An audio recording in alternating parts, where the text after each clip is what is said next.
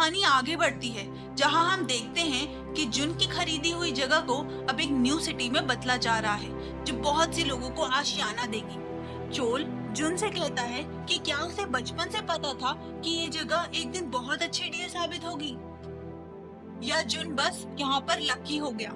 जुन कहता है कि ये सब वो अपने दादा यानी चोल की वजह से कर पाया है। तब जुन को पता चलता है कि उस डील की वजह से जुन को 24 मिलियंस का फायदा हुआ है। इतने पैसे तो उसने कभी सपने में भी नहीं देखे थे। अगले सीन में हम देखते हैं कि बाहर चोल को खबर मिलती है कि जुन ने उन पैसों को डॉलर्स में बदल दिया है। चोल के सेक्रेटरी चोल से कहते हैं कि जुन से पूछा जाना चाहिए कि वो आखिर क्या करना चाहता है। तब चोल कहते हैं कि देखते हैं कि जुन कितना काबिल है। वहाँ 24 मिलियंस की खबर बाकी परिवार वालों को भी लग जाती है। उन्हें भी समझ नहीं आता कि जुन को कैसे पता चला कि वो जगह एक दिन बहुत पैसे कमाएगी। दोनों भाई बहन चेयरमैन को भड़काने की कोशिश करते हैं कि कैसे चोल सिर्फ जुन को पसंद करता है और पक्षपात करता है, पर चेयरमैन कहते हैं कि वो अभी किसी निष्कर्ष पे नहीं आ सकते कि क्या हो रहा है। वो साथ में ये भी कहते हैं कि वो एक छोटे से बच्चे को दिए तोहफे से इतना जल रहे हैं। तब उसकी बहन कहती है कि एक टेस्ट भी हो सकता है, ये देखने के लिए कि चोल के बाद सुनियांग की गद्दी पर कौन बैठेगा। ये सुनकर चेयरमैन भी सोच में पड़ जाता है। जुन का भाई अब बड़ा हो गया है, पर बचपन की तरह उसे अभी तक सिर्फ गाने और डांस का शौक है। जुन अपने पिता से कहता है कि वो उसे भी न्यूयॉर्क फिल्म मार्केट ले जाए। वो उन्हें किस मूवी में इन्वेस्ट करना है बताएगा। तब फ्लैशबैक में हम देखते हैं कि कैसे बचपन में जुन के कहने पर उसके फादर ने होम अलोन को थिएटर्स में चलवाया था, जो कि एक सुपर हिट मूवी थी। जुन अपने भाई के साथ घूमने जाता है, जो उससे कहता है कि अब उसे अपनी सोशल लाइफ का भी कुछ करना चाहिए। हंसी मजाक करते हुए जुन का भाई इकट्ठा हुई भीड़ को देखता है और वहां जाता है। वहां न्यूज पर कोई बैंड रिटायर हो रहा होता है। तब भीड़ में एक रोती लड़की को देखकर जुन उससे नजरें नहीं हटा पाता, क्योंकि वो और कोई नहीं प्रोसिक्यूटर सो है। वो तो वहां से चली जाती है, पर हमारा जुन मुस्कुराता रह जाता है। उसके भाई के पूछने पर कि वो उस लड़की से कब मिला, जुन मजाक में कहता है कि 20 साल बाद, पर ये जोक सिर्फ हमें समझ आएगा, है ना। अगले सीन में चैंग ली चोल के पास आता है उसे बताने के लिए कि होंडो स्टील ज्यादा दिन टिकने वाली नहीं है और उन्हें उसे खरीद लेना चाहिए ताकि वो कल को सुनियांग के काम आए। वो अपने दामाद को पेपर्स के लिए धन्यवाद कहता है और जाने लगता है। तब चैंग ली कहता है कि वो एज लीगल एडवाइजर ऑफिस के लिए इलेक्शन लड़ना चाहता है, पर चोल उससे कहता है कि देखेंगे कि चैंग कितना काबिल है। न्यूयॉर्क में जुन अपने पिता और भाई के साथ पहुंच जाता है। हाँ, जुन एक व्यक्ति से टकराता है और उसका डोनट गिर जाता है। जुन उस आदमी से माफी मांगता है। बातों बातों में वो आदमी जुन से कहता है कि किसी भी चीज में बेट मत लगाओ जिसका तुम्हें अंदाजा ना हो, और वहाँ से चला जाता है। जुन मनी मन उसे सनकी कहता है। जुन अपने पिता से टाइटैनिक पर इन्वेस्ट करने को कहता है। उसके पिता उससे कहते हैं कि वो इसीलिए न्यूयॉर्क आना चाहता था क्योंकि वो पहले से ही टाइटैनिक पर इन्वेस्ट करना चाहता था, पर जुन बिना जवाब दिए बात पलट देता है और पूछने पर जुन अपने पिता से कहता है कि वो उस पर विश्वास करे। तभी वो सामने उस आदमी को देखता है जिसका डोनट उससे गिर गया था। वो टाइटैनिक को लेकर किसी से बहस कर रहा होता है कि कैसे 10 मिलियंस मूवी पर इन्वेस्ट नहीं करने चाहिए थे। वो कहता है कि उसे पूरा भरोसा है कि मूवी हिट होगी। तभी वो एनवेलप पर लिखे नाम पावर शेयर्स को देखता है और घर जाकर उस आदमी के बारे में पता लगाता है। मिस्टर ओ से मिलने जुन एक कैफे में जाता है जो कि पिज्जा खा रहे होते हैं। जुन को देखकर वो उसे वहाँ से जाने को कहते हैं क्योंकि अभी वो बिजी हैं। तभी जुन टीवी पर देखता है जिसमें मिस्टर ओ की नजरें हैं। वहाँ एक ह्यूमन और सुपर कंप्यूटर ब्लू में चेस का मुकाबला हो रहा होता है। फ्लैशबैक में हम देखते हैं कि कैसे बचपन में यून ने यही मैच देखा था और उसे पता है कि कौन जीतेगा। जुन मिस्टर ओ से कहता है कि अगर वो उसे बताएगा कि कौन जीतेगा तो क्या मिस्टर ओ उसे अपना थोड़ा सा समय देंगे। जुन कहता है कि सुपर कंप्यूटर ब्लू जीतेगा और मिस्टर ओ को IBM में इन्वेस्ट करना चाहिए, पर उसे जुन की बात पर यकीन नहीं आता और वो वही बात दोहराता है जो उससे पहले बोली थी। जुन अपना नंबर मिस्टर ओ को देकर वहाँ से चला जाता है। उसके जाते ही टीवी पर न्यूज आती है कि सुपर कंप्यूटर ब्लू जीत गया। ओ को विश्वास नहीं होता। पार्क में बैठकर जुन कहता है कि वो यूएस की कंपनीज में इन्वेस्ट करना चाहता है। मिस्टर ओ उसे कहते हैं कि उसे मिनिमम $30,000 चाहिए इन्वेस्ट करने के लिए और वहाँ से चले जाते हैं। अगले सीन में हम देखते हैं कि चोल होंडो स्टील को खरीदने की तैयारी में है। तब उसे पता चलता है कि एक और ग्रुप भी होंडो खरीदना चाहता है। चोल का बेटा उसे बताता है कि होंडो खरीदने के लिए उन्हें 400 मिलियन चाहिए जो उनके पास नहीं है।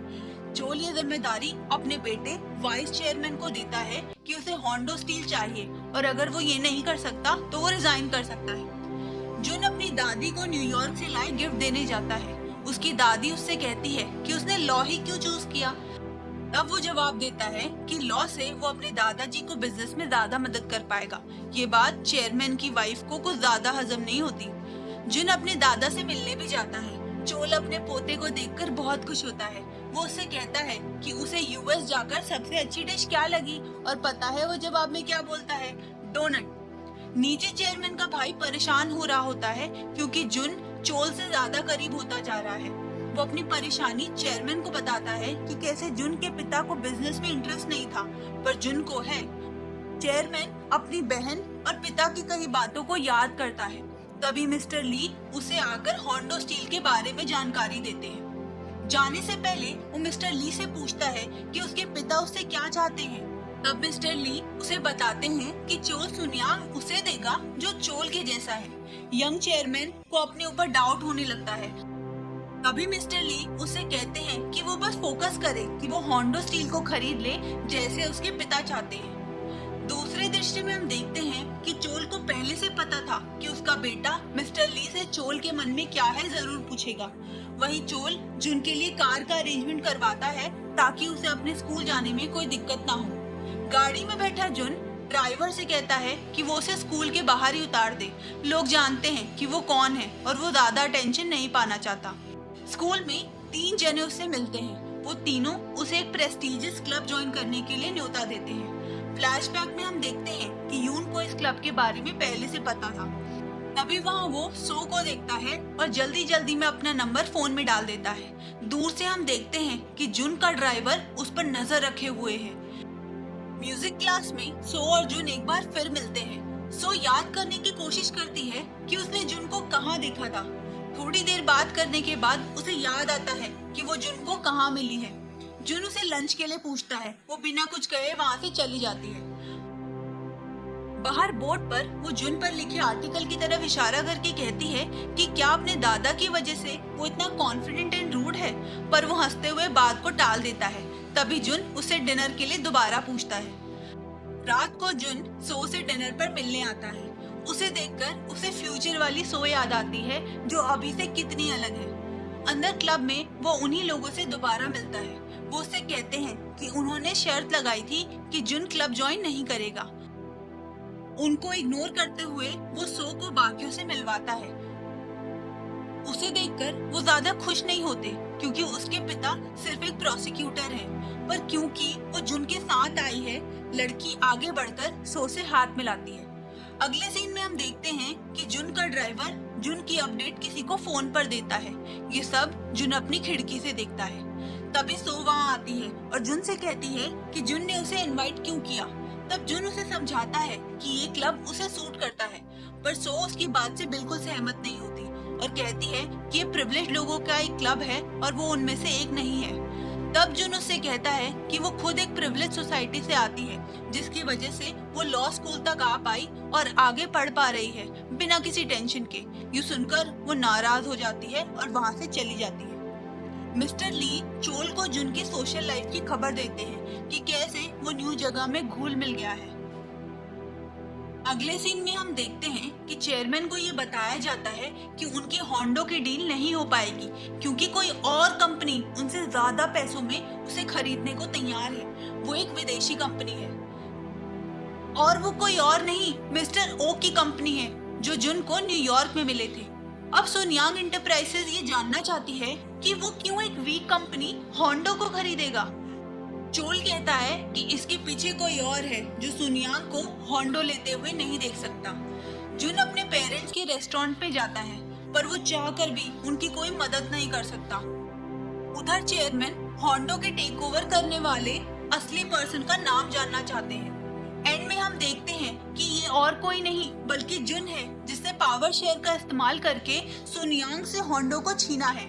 मिस्टर ओ के पूछने पर भी कि वो होंडो क्यों ले रहा है, जुन उससे कहता है कि मुझे होंडो स्टील को वाइस चेयरमैन जिन के हाथों से लेना है। तब मिस्टर ओ सारी कड़ियां जोड़ लेते हैं और उसे पता लगता है कि ये सिर्फ एक कंपनी की बात नहीं है, असल में जुन सुनयांग का ओनर बनना चाहता है। कमेंट सेक्शन में हमें जरूर लिख के बताइएगा कि आपको ये एपिसोड कैसा लगा। तो चलिए मिलते हैं अगले एपिसोड में। इस चैनल को सब्सक्राइब करना ना भूलें।